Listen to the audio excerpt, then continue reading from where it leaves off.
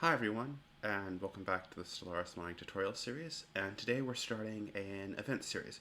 Now, I'm experimenting a little bit with different video styles and different video ideas and topics, so yeah, I'm kind of glad that the reception of the last two videos has been good, so we're going to keep going. I'm going to start my events modding tutorial series. Don't worry, we're still doing Leviathans, we're just releasing those a little bit more slowly now, and hopefully these event mods are going to be a little bit shorter, a little bit quicker, but there's going to be a lot more of them. That's just the nature of events. So without further ado, let's get started.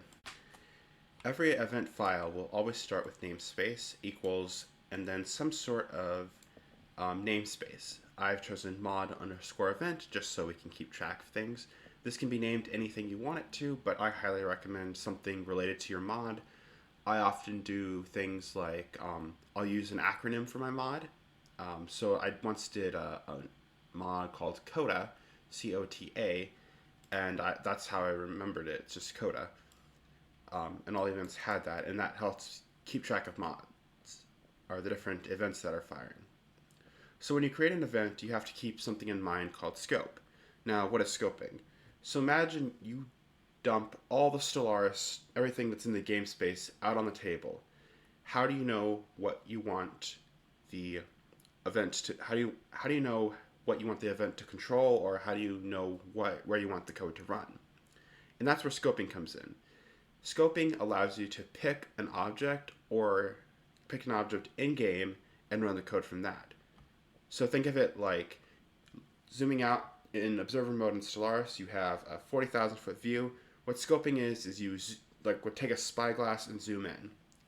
And the country event is the most common, but there's also ship event, fleet event, planet event, army event, and there's a whole bunch more. I think we've done our ArcSite events, and there's a few others that are used a little less commonly, but your most common ones are going to be ship, country, and planet. All that is doing is just deciding, like, hey, where are we running this code from? And you can switch between scopes inside of events, and we will get into that in another video. And then the rest of these are divided up into little chunks, and like I said earlier, just because of the nature of how mods are, they're very, very modular. Not everything I go over in this video will be used in every mod, or in every event, excuse me. But this is just more like a general overview, and we'll go into more detail as we get a little bit more granular and look at different events types.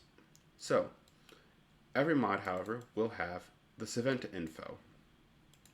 ID, this is a unique ID to this event. And how you decide that is whatever you name the namespace, dot whatever number it is in order. I highly recommend doing like 1, 2, you can start at 0, but I always recommend 1, 2, 3, 4, and just so forth. And this just helps the game keep track of all events. And basically every event has to have its own unique ID, otherwise you run into clashes where the game has to kind of pick which event. So I always recommend trying to keep your namespaces very unique.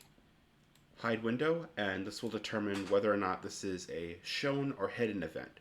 So shown events are events that will pop up in a window, and hidden events are things that will just run in the background. So in this instance, we don't want to hide the window, and it will show in a dialog box. Is triggered only?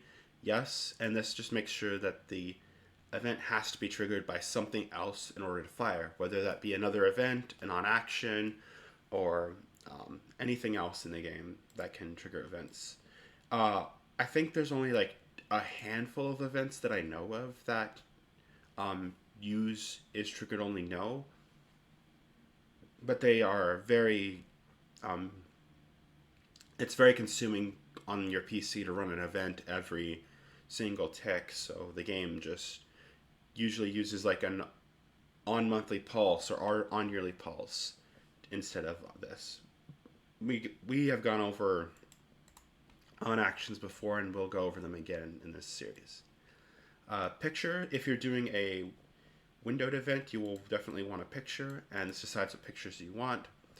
These are found in GFX/event pictures, and all the names can be found on the wiki. So if you want it to be this one instead, you can use that one. Event picture, but they are cute. But for now, we're just keeping it the black hole. Next up is localization keys. If you are going to show a window, you're probably going to want a title and description. And how Stellaris works is it uses localization keys. So mod event.1.desc, and for the title is mod event.1.title. These can be, I always like to keep them as mod event as your unique ID plus the title plus description.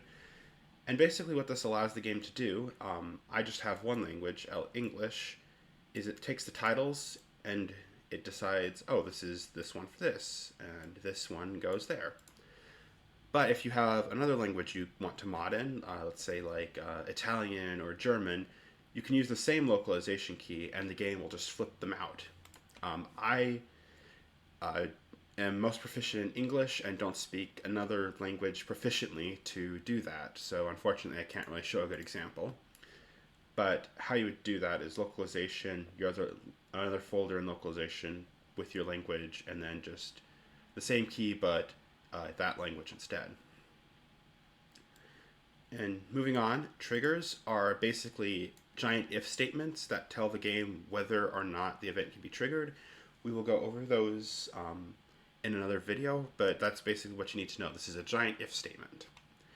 Immediate are lines of code that are run immediately when the event is fired, and it's very important, especially if you have like hidden events. This is what runs through it.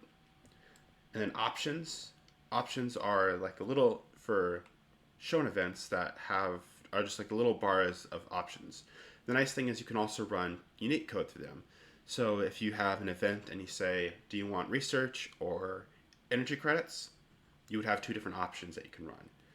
And then after is a lines of code that can be run after the event is triggered.